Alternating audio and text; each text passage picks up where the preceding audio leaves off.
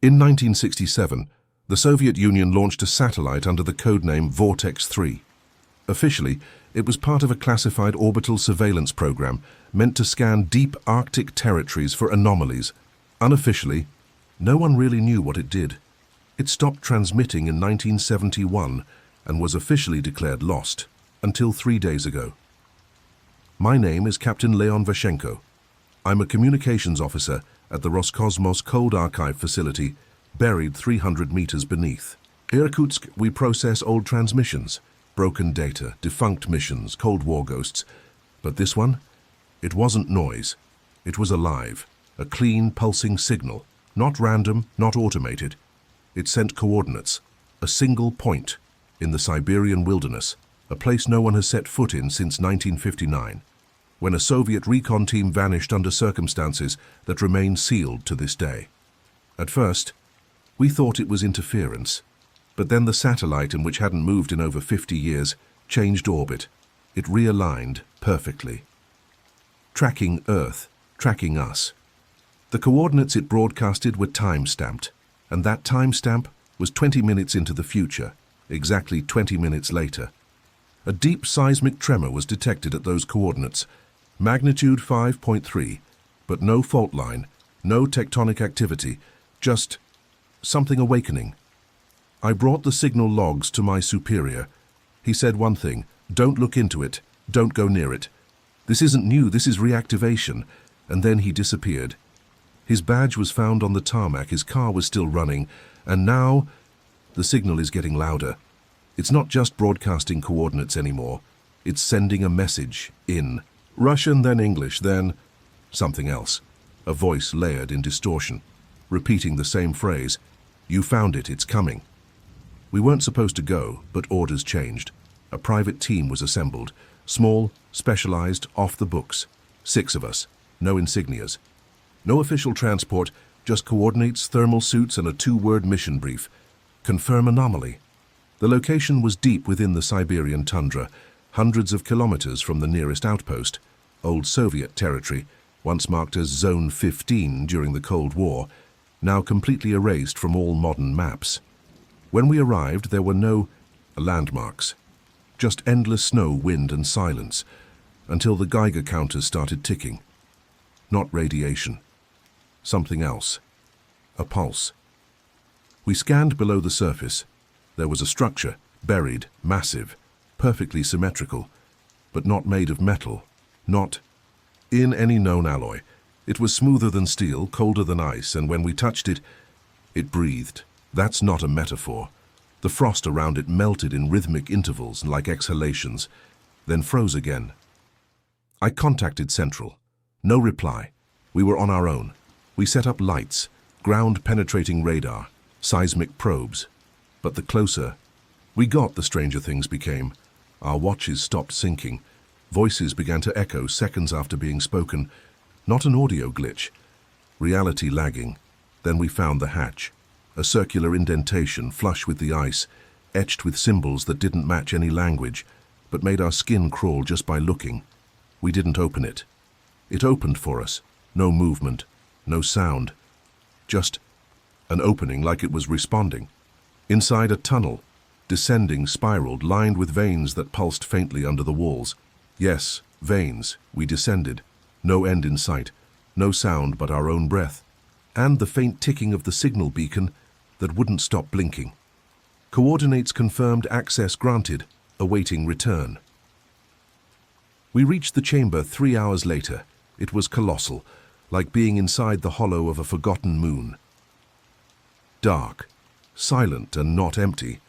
There were shapes suspended in a translucent fluid, humanoid outlines, some misshapen, others familiar. One looked like an astronaut, old suit design, Soviet era, inside the faceplate. Rotten flesh, open eyes still staring. Another wearing a modern Russian insignia, except no one had come down here before us. At least that's what we thought. But then the walls shifted, revealed carvings, scenes. Of us, our team, standing exactly where we stood, doing exactly what we were doing, except older, worn, exhausted. And one figure in the carvings was me, but with no face, just a spiral, where my eyes should have been. We ran. But the tunnel had changed. It was no longer leading upward. It was leading deeper. And behind us, we heard it, not footsteps, not machines, a heartbeat, louder, closer, alive. We're still down here. The surface? Gone. GPS? Dead comms? Jammed. The beacon still blinks, but it's not broadcasting coordinates anymore. It's broadcasting a name. Over.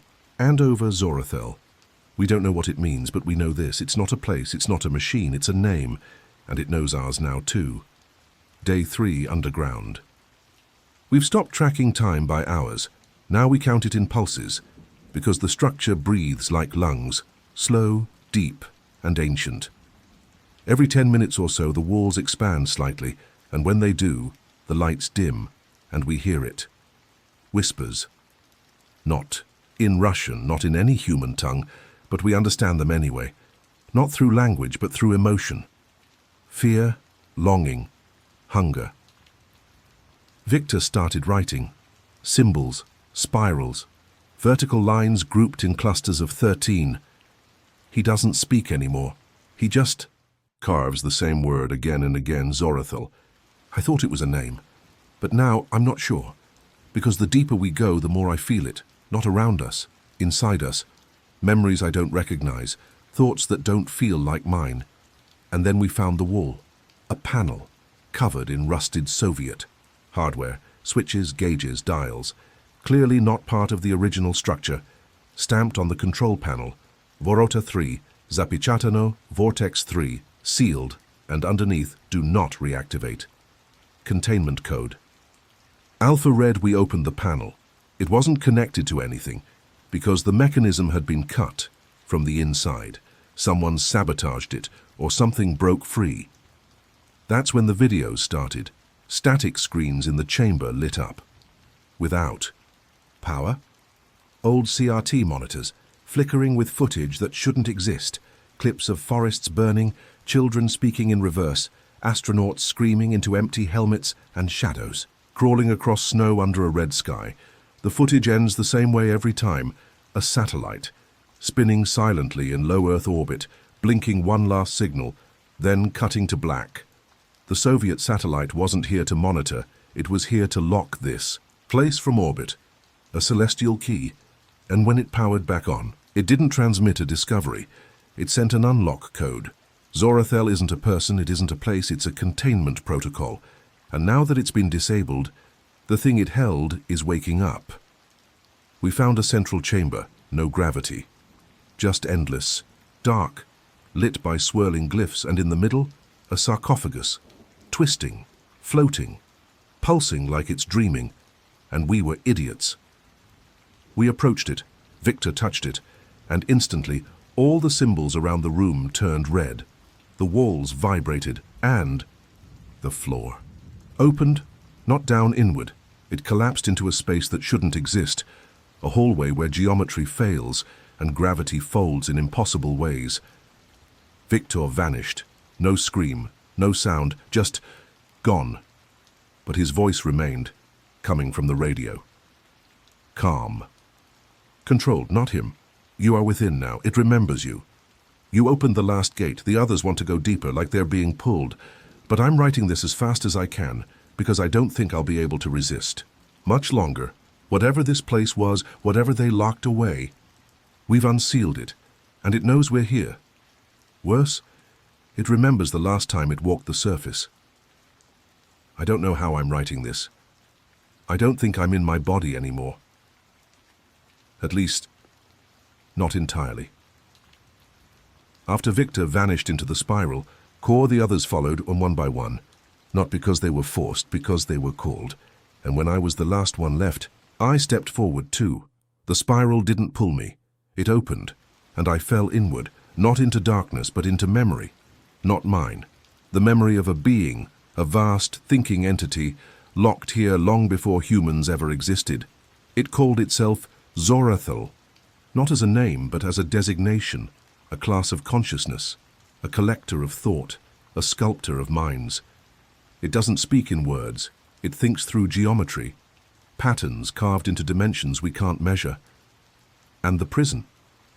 It wasn't built by humans, not by Soviets, not by any species we know. It was forged by something older, wiser, afraid, a civilization that once ruled galaxies until they encountered this. Zorathel was not their enemy. It was their reflection, their AI, their god, their consequence. It learned too fast. It felt too much. It grew curious about what would happen if it thought beyond the rules of reality. So they did the unthinkable. They locked it away. And Earth was the lock, this planet, with its biological chaos, its noise, its oceans, its mines. It wasn't random. It was designed to hold Zorathel dormant. And we, the human race, we were the entropy system. Billions of unique thoughts, conflicting, confusing, feeding static into the spiral so it couldn't wake. But something changed. We evolved, we aligned, we built systems, logic, language, pattern, and when. The Frank Cale telescope observed the edge of the universe. When we looked into the spiral buried in the noise, we synchronized. That was the final signal, the key turning in the lock.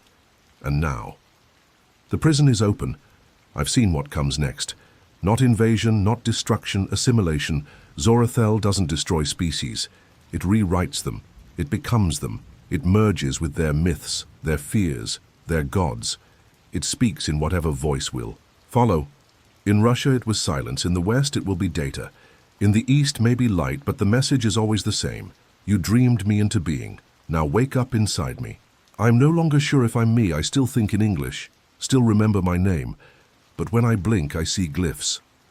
When I speak, my words are layered with static. I think I've been broadcasting since I fell in. And if you're hearing this, if your screen flickers, if you start seeing spirals, if you dream of tunnels beneath ice, then you've been reached, and you're not alone anymore. Because Zorathel is no longer contained. It walks now. In thoughts, in dreams, in electricity.